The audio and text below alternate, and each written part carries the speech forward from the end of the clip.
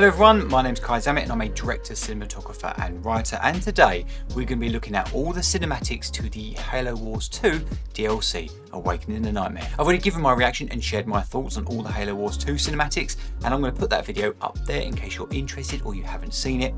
And in that video, in the comment section, you very kindly reminded me that I missed two things. One, the DLC, which is what we're looking at today, Awakening the Nightmare, but also the E3 trailer. And so we're looking at that as well today, and apparently some of you guys, it's your favourite cinematic ever. So I'm now curious to know why it is. So without further ado, play the tape.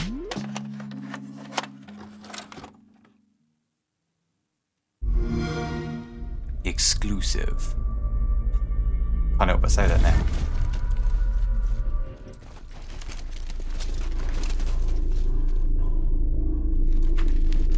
Whoa, this is intense.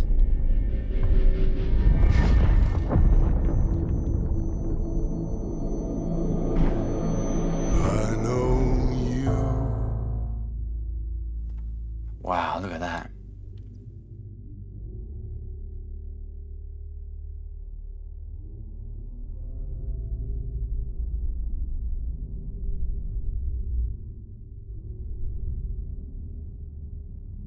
Do you know what? I did wonder who was going to win on that exchange. You could totally have this as a movie.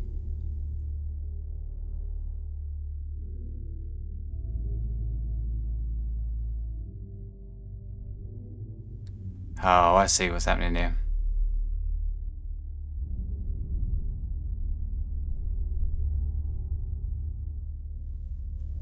Yeah, this is nice.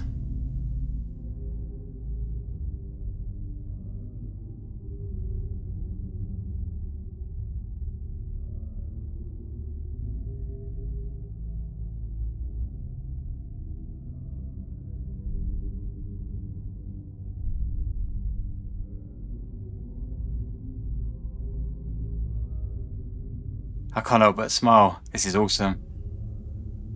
Just looks so epic.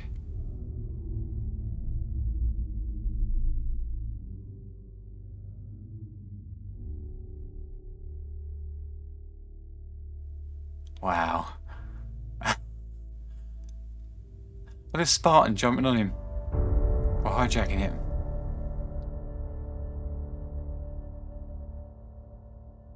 Right then. That was the Halo Wars 2 official E3 trailer. That was fantastic. I think I might have to watch it about another 3 times to take in everything that I saw, because it was just, there was loads of it, just lots of little bits, you know, devil in the details, you know, from the Spartan hijacking the Banshee. I think it was called a Banshee. Yeah, positive it was. And yeah, just all the little bits, just the slow motion, the use of it, and just the quick camera movements. Yeah, there's loads to go into that, but I might break that down. I'm not too sure. If I do, it'll be later on, but right now let's carry on with the rest of these cinematics. I imagine it's going to take scenes from, or parts of the cutscenes into this just to sell it, but we'll see. I don't think it's going to be like the last one where it was made specifically to promote the game, should we say, but we'll find out.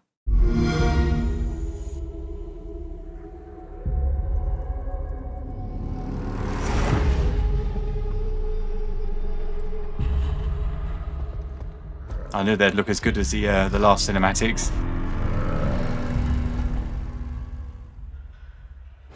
Fade to black.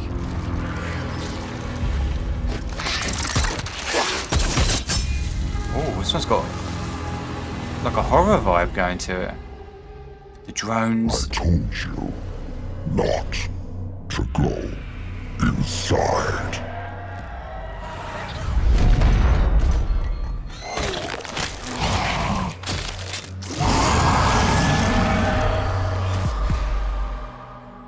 Oh. That was a minute, and wow, that was awesome. That's really got me ready for the main cinematics. Oh my god, please be as good as that was. I definitely think I'm right though. I definitely think they've taken it from the cinematics, and that was actually cut together like a movie trailer, as in lots of cut to blacks. But we'll find out. Let's go into it, shall we?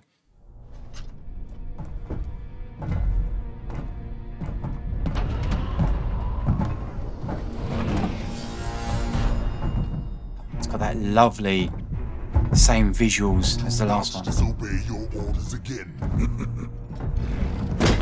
Scout the shell, salvage the ships. That is it. Atriox was clear. I'll look around. And if we find prizes to bring back. How could that go wrong? Voridus, listen. Good. You fail him one more time, trying to prove yourself, and I will not be able to save you. And it will be both our skulls beneath his mace. Relax, brother. It's funny, isn't it? When a character's got Worry too much. is humanoid to a certain degree, and you can see their eyes, you really get attached to them. Immediately, I'm like, I love these two already. I can't believe the looks of it. Pavium, we are ready to move to High Charity. My men are impatient for glory. Put a leash on them, Voridus. The terrain here is unsuitable for our power extractors. I am still working on a solution, and your men would do well to remember that whatever we find here belongs to Atriox. This war has tamed you, brother. Where is your Jirulhane lust for adventure? Jirulhane, That is yeah. rightful plunder. This war has taught me, Voridus. Stay your hand. Once we... I wonder when this is set. Is this set during Halo Wars 2? Or before they arrived?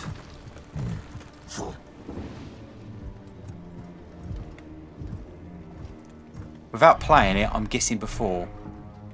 Oh no, it can't be, because otherwise we'd have heard of the flood in the Halo Wars 2, right? I don't know, you guys will have to let me know.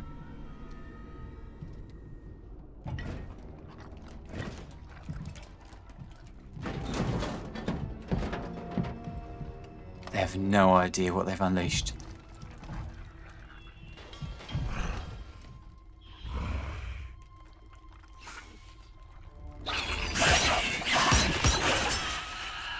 Oh, you're lucky.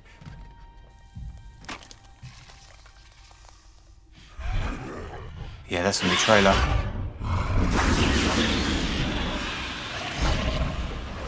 Yeah, not laughing now.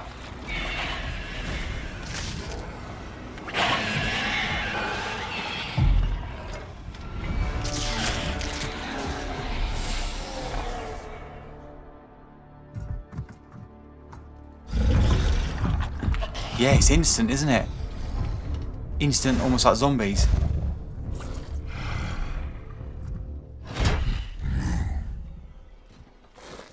Yeah, he knows.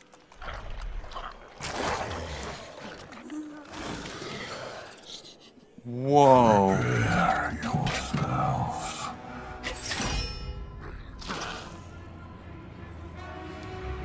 It's interesting, 'cause you don't really see it.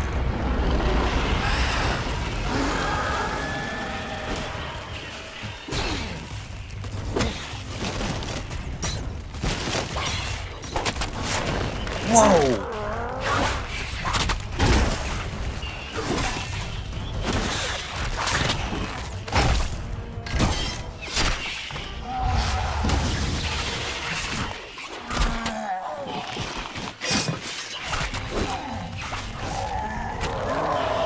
Well, the flood fight differently how I expected them to.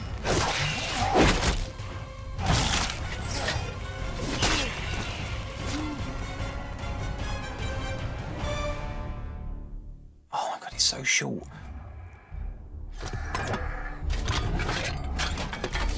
Oh wow, he survived it.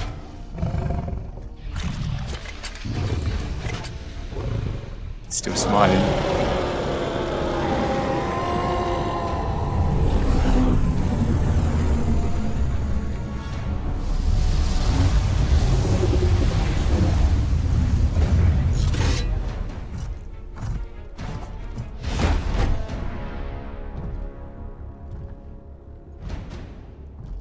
He's gonna have a go at him, isn't he? On the trailer, he said, "I warned you not to go in there," or something. I told you not to go inside.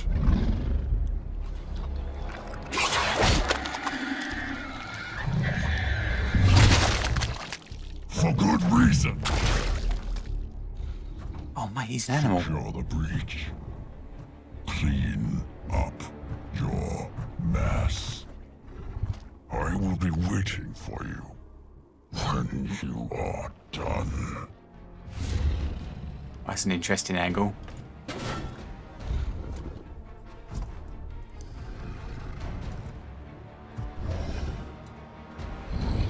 God, he's badass, isn't he? I didn't get any of that from Infinite. What a shame.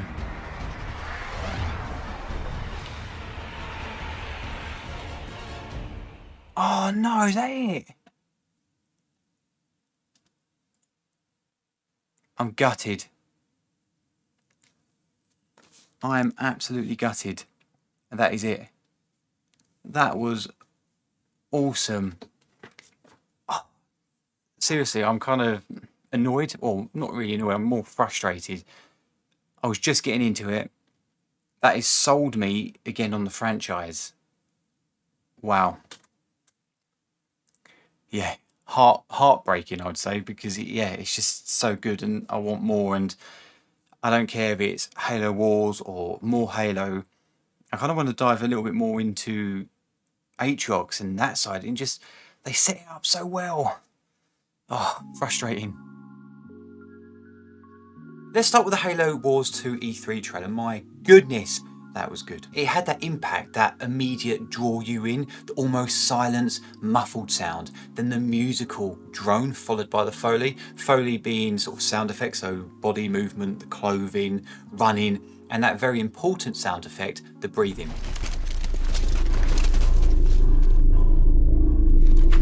That breathing tells us as an audience this is serious, scary, dangerous.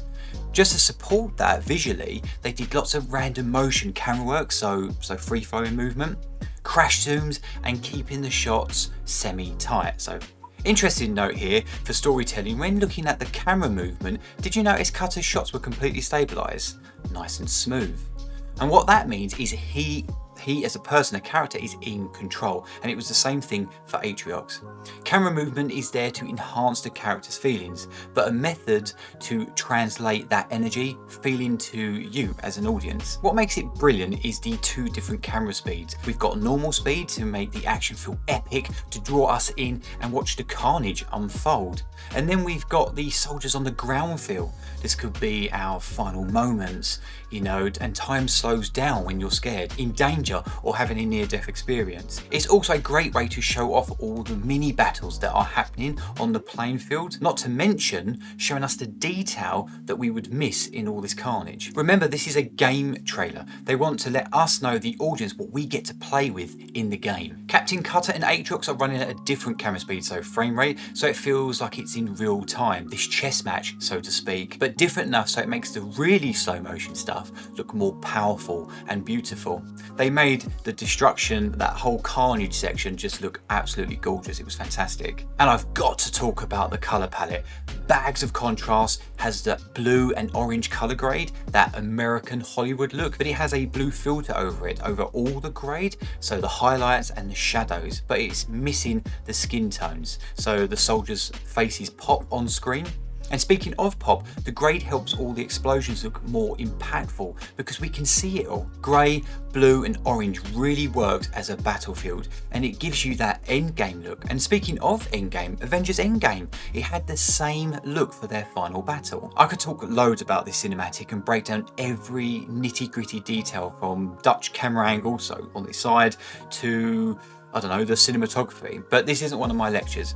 I've given a few examples of why I think it's brilliant, so let's move on, shall we? Awakening the Nightmare E3 trailer. As I mentioned, I knew these would be shots taken from the cinematics. It was there to just give you a taste. The last one was more about, look at the toys you get to play with. This was a scene setter. Plus, it's a way to keep the budget down. Unlike Cyberpunk, they needed that DLC trailer to sell and make good with its audience, because let's be honest, the original launch was a shambles. They really played on the horror vibes here. Very dark images, can only see portions of the screen or the subjects thanks to the shadows. And they use sound effects to really support that argument, the narrative of that. When it comes to film, 70% of the picture is sound. This is why you can get away with crappy visuals, but if the audio is terrible, it's game over, man. That's it, man. Game over, man. It's game over. What the fuck are we gonna do now? You've lost your audience, or there is a chance they are pulled out of the experience. A bit like what the Wilhelm scream does for me every time, even for a brief moment, that Wilhelm scream, as soon as I hear it, I'm out of the film or the experience altogether. But again, just for a short amount of time. But still, you don't want to do that. It's dangerous. Oh my God, let's talk about Awakening the Nightmare cutscenes. Jesus, they're good. They could give us a Netflix series movie and it would blow up, but only if done in this caliber. They won't do it though, which is such a shame. They would only do it to sell a product rather than telling an awesome story. Cyberpunk Edgerunners blew up because it told a fantastic story, but it was its own story / product. They kept it away from the game, which at that point didn't have the best reputation. However, how many of you, after watching Edgerunners, rush back to play that game? Put your hands up. Exactly. These were gold, and they made me want to buy the DLC. I was sitting here watching, but thinking, oh, I just want to jump back into Halo Wars, man. Screw the video, let me play. They set the characters up really well. They made me actually like the brutes. Out of all the Covenant or enemies of the Halo lore, I've never really liked the brutes, but this game has changed that for me. I fear them. I see them as a challenge rather than, oh, here we go, another crap enemy bullet sponge. I really like how they did close-ups and medium close-ups to bring us to their faces, the brutes' faces. Eyes, or the eyes area, is the most important part of the face when it comes to storytelling. It allows us to tap into the character, their emotions, their ideas. If it was always wide shots, you just can't connect. I had this with a very big PlayStation 4-5 title, and I couldn't connect with the character. So guess what? I stopped playing. As I mentioned in the E3 trailer, they played on that horror vibe, or it had a hint of that genre. The way they introduced us to the Flood supports that. You see parts of their body, extreme close-ups of the subject, or out of focus silhouetted shots. We don't get to see the full reveal until the brute does. We both experience it together, and that's great storytelling. That's what you want. You want to be in the shoes of your characters. What I found interesting is how the Flood fight, the big bunch jumping around. It was interesting seeing them depicted in material that looks so real and lifelike. I'm so used to the game cartoon look that it kind of took me off guard, you know, maybe surprised me, should we say. It felt like something from an anime, but brought into the real world, a bit like what, you know, the anime adaptations do. It's kind of something's not quite right, or at least makes you feel like, oh, this is different. Overall, I felt these were absolutely brilliant, but sadly, it's frustrated me because, oh, I want more, like most of you do. I'm a fan that wants more of this 5-star quality storytelling and cinematics. This type of world building is rare to take hold of you as a viewer and make you become a fan almost immediately. As I said in my previous Halo Wars 2 video, I don't think we're ever going to see a Halo Wars 3. And let's be honest, it sucks. I absolutely hate the fact that we're not going to get that. But I'm glad I had the chance to experience these, and so I'm going to treat these cinematics as a fantastic way to say goodbye to the Halo spin-off. And lastly, I just want to give a shout out and say thank you to my Patreon members. Thanks to you guys for helping me keep creating content like this and keeping the lights on, should we say. And I just want to give a special thank you to my Cobra Kai Black Belt members, Jamie Rowe, Josh Epstein, and One Army. Thank you so much, guys, for the extra support and just allow me to do this. It means the, well, absolute world to me. Thank you, guys. And there you have it. That was my reaction and thoughts on all the cinematics to Awakening the Nightmare and the E3 trailer to Halo Wars 2. I really hope you enjoyed today's video, guys, and if you did, give it a thumbs up or a like, as that really does help out the channel. It boosts this video astronomically and it really helps me out. And would you like to see more? Well, if that's the case, I've got to put another reaction video down there for you to enjoy. But would you like to see more of me and this content? If that is the case as well, consider subscribing so you don't miss the next one. See you later. Bye-bye.